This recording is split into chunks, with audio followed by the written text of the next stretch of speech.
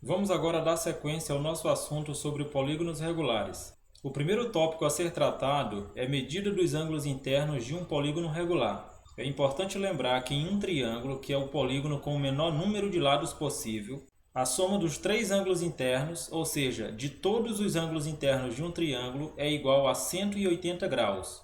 Então, nos utilizaremos desta informação básica para intuitivamente descobrir as medidas dos ângulos internos de qualquer polígono regular.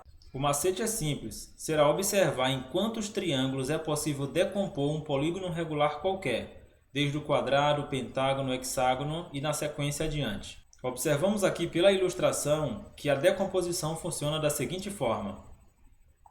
Observe que temos um polígono regular qualquer, um pentágono, e que notadamente está sendo traçado as diagonais desse polígono a partir de um único vértice. Todas as diagonais possíveis a partir desse vértice. E uma vez as diagonais traçadas, já será possível perceber em quantos triângulos será decomposto o polígono qualquer. Neste caso específico de pentágono, partindo deste vértice, duas diagonais são possíveis de ser traçadas, e visivelmente este pentágono foi fatiado, decomposto em três triângulos, um aqui, outro aqui e outro aqui. E como sabemos que as medidas dos ângulos internos de qualquer triângulo é igual a 180, temos então uma multiplicação simples a fazer, 180 vezes 3, já que 3 é o número de triângulos em que o polígono foi fatiado, e cada triângulo tem suas medidas internas medindo 180 graus. Temos aqui então o exemplo de um quadrado, um pentágono regular, um hexágono regular e um heptágono regular. E observe que em cada um dos casos foram traçados de um único vértice o máximo de diagonais possíveis. Temos então no quadrado a possibilidade de ser traçado uma diagonal só de um dos vértices. Logo, dois triângulos foi formado.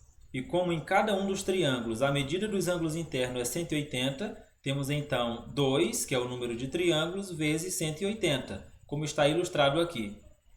2 vezes 180. Logo, 360 é o somatório dos ângulos internos de um quadrado. No caso do pentágono, é utilizado o mesmo raciocínio. Do vértice A, deste vértice, foi traçado o máximo de diagonais possíveis, no caso 2.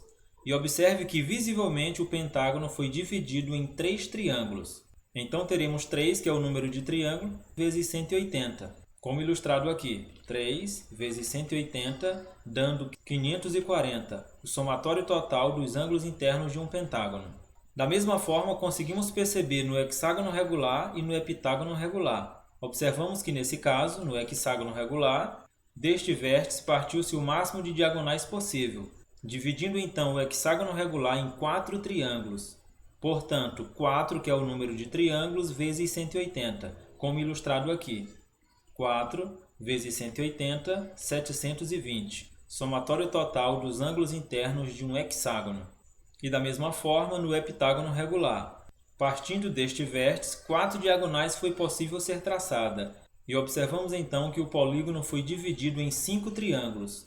Portanto, 5, que é o total de triângulos em que ele foi dividido, vezes 180, que é o somatório dos ângulos internos de um triângulo qualquer. E o resultado é, então, 900, o somatório de todos os ângulos internos de um heptágono regular. Ficou fácil perceber, a partir dessas exemplificações, como é fácil descobrir o somatório dos ângulos internos de um polígono regular.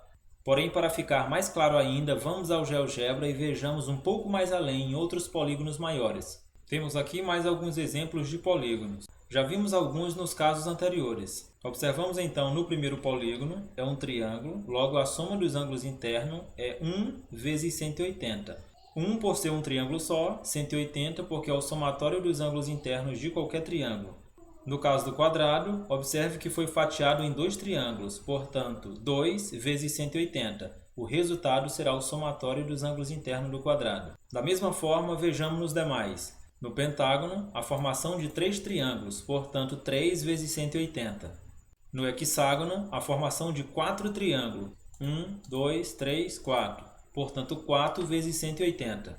No heptágono, a formação de 5 triângulos, 1, 2, 3, 4, 5, portanto 5 vezes 180. No octógono, a formação de 6 triângulos, 1, 2, 3, 4, 5, 6, portanto 6 vezes 180.